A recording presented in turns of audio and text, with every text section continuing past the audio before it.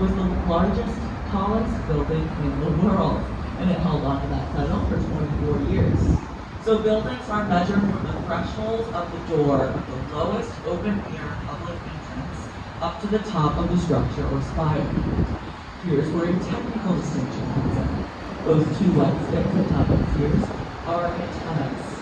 And antennas are classified as temporary equipment, therefore not a permanent part of the building, and don't convert its height. From tower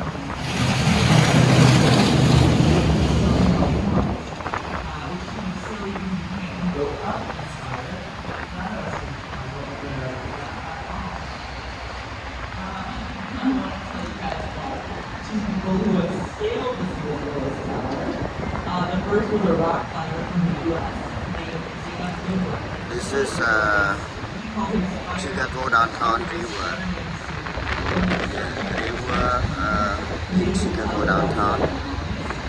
The second is a Frenchman named Alain Robert, and he flew solo visitors to peek at the top of the Sears Tower in just over an hour using only his hands and feet, wedging his fingers and toes around the windows till he got to the top.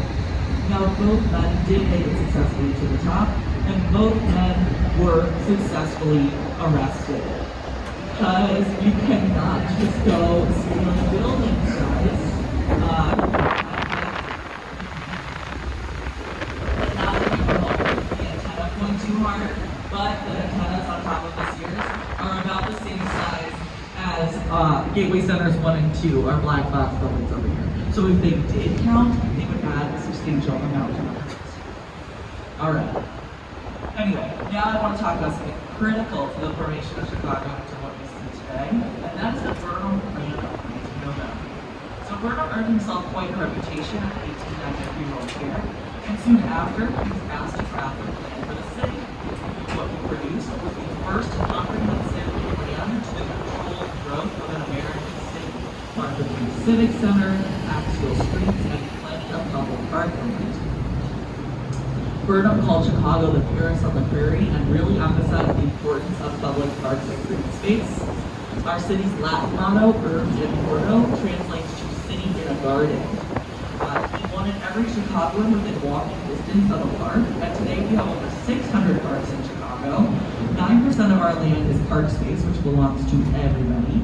The Lakefront Trail stretches 19 miles and passes through several private beaches, and weather permitting can draw 30,000 visitors a day. What else was included in the plan, yet?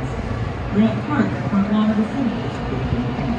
Museum Campus, Buckingham Fountain, Navy Pier were included. Upper and Lower Wacker Drive, the first elementary street in the country, was included in the plan, which was pretty forward-thinking, because cars were just sort of getting their start back then.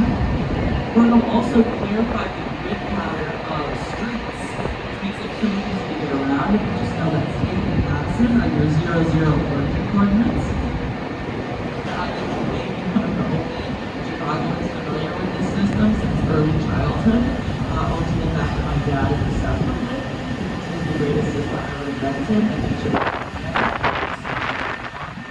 So for those on board also passionate about navigation, here's your work up here. Every city block accounts for 100 on the building's street address, and every cross street, every major cross street lists your coordinates in relation to State of Madison. So I know most of us are used to getting around with the maps on our phones and such, but if you want a little fun, a little challenge, I think you could get around without it thanks to Burnham. You know the address you're going to, guys. Okay, coming up on our right here is, it's looking very ominous. Alright, you guys came just in time. Coming up on our right here is the Civic Opera Building, but when we pass the lettering, it will say Civic Opera Building. And that's because, to give it a little old world charm, they opted to use the Latin alphabet, which uses one letter V for both U and V. This building opened 2 weeks after the stock market crash in 1929, so pretty bad timing, but ultimately survived and is now home to the Lyric Opera of Chicago and the Joffrey Ballet. There's the V right there. Okay, now coming up on our left is the Boeing building, and that exposed truss on top of the shorter part is actually used to support the building suspended southwest corner.